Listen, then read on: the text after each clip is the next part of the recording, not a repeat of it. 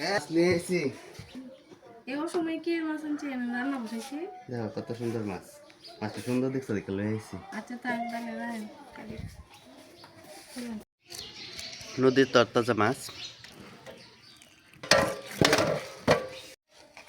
বড় মাছ নিয়েছিলাম, সেই মাছ থেকে কয়েকটা মাছের পিঠের অংশ নিয়ে আমি একটু এটাকে ভুনা করবো। মাছটাকে প্রথমে ভাজবো, ভাজার জন্য দিয়েছি একটু লবণ, একটু হলুদ দিয়ে মিশিয়ে তারপর এটাকে আগে ভেজে নিব। দিয়ে দিচ্ছি একটু তেল, তেল গরম হয়েছে, দিয়ে দিচ্ছি মাছ।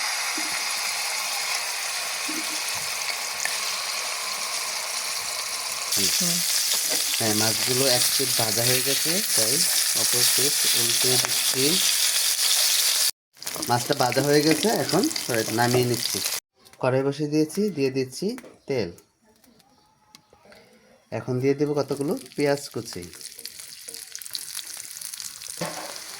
দিয়ে দিচ্ছি একটু লবণ, দিয়ে দিচ্ছি একটু আদা বাটা,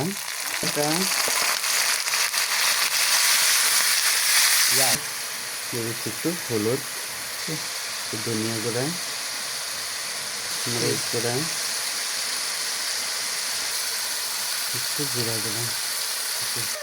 কষানো হয়ে গেছে, এখন মাছগুলো দিয়ে দিচ্ছি।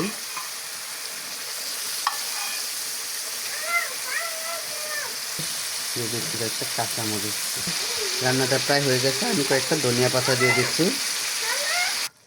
দেখুন বন্ধুরা, রান্নাটা হয়ে গেছে আমার, কতটা সুন্দর হয়েছে এবং দেখতে কতটা লোভনীয় লাগছে।